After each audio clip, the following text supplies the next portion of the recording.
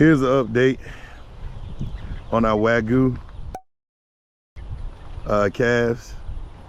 They are doing well. He's about a year old. He's about a year old. She was born. Well, it's her. He's a male. She's a female, and she was born this year. And so ultimately, they're gonna end up on the table somewhere. But they're just chilling right now. Right there. Yeah, so they going to bloom out. So is Vaughn home? She left, but she there. I mean, she I wonder if she want that broccoli. She got the other for the other night. And I don't know that much about Brussels sprouts, but you see them starting to develop right there. Down there. See them? Oh wow. So this your first time growing there?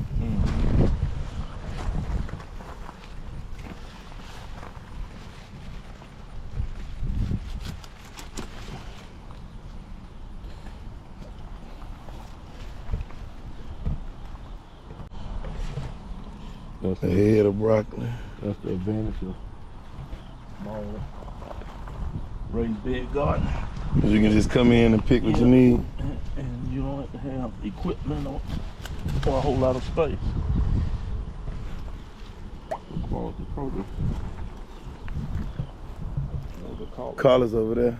They're ready to prime. You gonna prime some? Well, you wanna wait closer to Thanksgiving? Wait close to Thanksgiving. You want? Hey, you think this head right here, boom? Oh, that needs to be cut as well before it get overripe. Alright, I get a bag. And Brussels sprouts, so they won't. How long does it normally take them? Don't know. Never grown them before, but they're starting to head.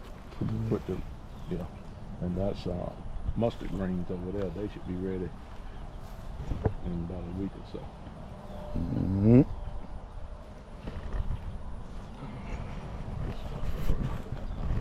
All right, so out here with the sheep now. They are, come on y'all. So what I'm about to do is about to let them out so they can graze. We still have a good amount of grass here as opposed to over there, and so we're gonna put them on the grass, let them graze for about 30-45 minutes, just so they can eat. We'll go down, we're gonna check on the donkeys, check on them. I had a trimming, they had a trimming last week. Unfortunately, I didn't capture it. Jose was kind of in a hurry, but he does a great job, man, for his work. And so he's still working on the hooves. They're still in pain. Well, one of them is still in pain, but the foot has grown out. The hoof has grown out. She had a little bit of an abscess, and so we're treating that. Let me get this, because they are getting ready to go crazy. They want to get out here on this grass.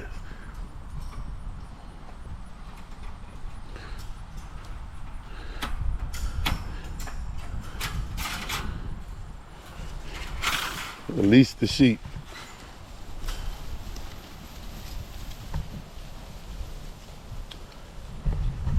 Quite a bit of them are pregnant. I know, well, not quite a bit. It's probably 3 that are pregnant. She's probably right ahead. She's pretty much due. I can look at her udder and tail. There's another 2 of them out here that are pretty pregnant as well. So gotta just keep an eye on them. But I think with our new setup, with us building this fence and giving them plenty of space, we've had a much more successful birth rate for our sheep and lambs this past year. So I am excited about that. Building the fence did help, man, and making sure that they grew successfully and healthy and giving them more space and all of that. So they're just out here grazing. The worming has done wonders for them. They are fat as I want them to be. They're healthy. Everything is looking really, really good out here right now. So we're gonna check out the donkeys, just see how they are, give them a little bit of corn and spend some time and love on them because they seem to enjoy that. That's why they're so spoiled. I guess that's my fault. After they ate, they drinking plenty of water. I think everybody's about to go lay it down for a second. But they're getting their water on. My dad is about to drop a bale of hay in over here. You see him pulling up with the tractor. So the sheep were all taken care of, had opportunity to graze.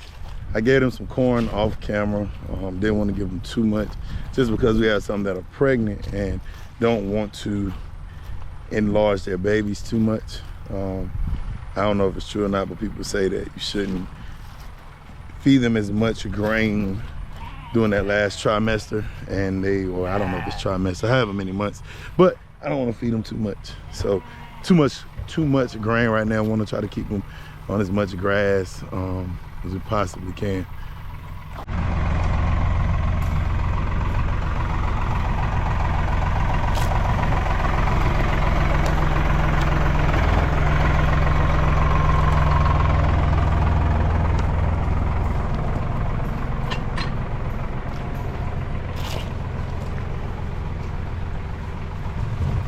So they have hay to munch on. We didn't bale any hay this year, so we have to go buy hay, which can get to be a little bit expensive, but it'll be okay. And there it goes.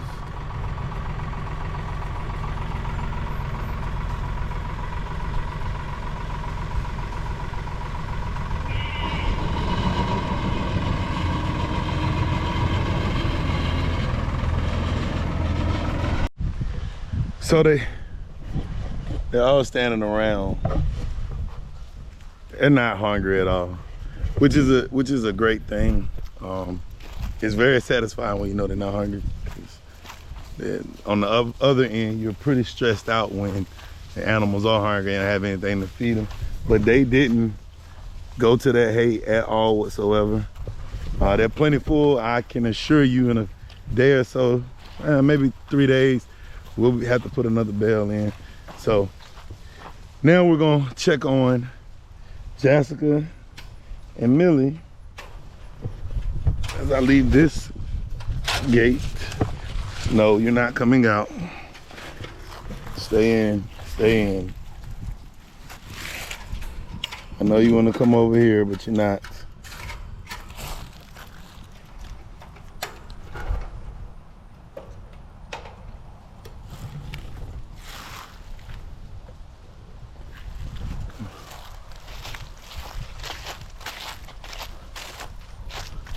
She's so excited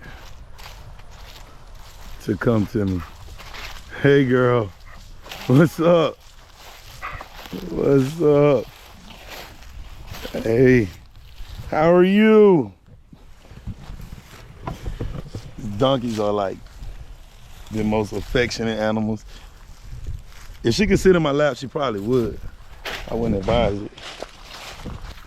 Not like that at all. Still trying to get her hoof right. This has been like a 2-year process. And, you know, in talking to Jose, we've tried a lot of different things. She had bad hoof care early on in her life. And so we're still working to fix it. She's very lame today. She was okay a couple of days ago. And what happens is we have to just kind of wait for it to grow out. It's kind of like it's kind of like your fingernail. If you cut your fingernail back too far, you just have to wait for it to grow out. But it's almost like in her situation, it's growing out, but it's growing out like ingrown. So it's nothing that you can do but trim it and treat it, trim it, treat it, trim it, treat it. And that's what we're doing. It does cost a little bit more, but you know, you have to, if you're gonna have animals, you gotta take care of them, you gotta pay the price for that. So unfortunately, she is not a happy camper right now, but we're gonna continue to work to fix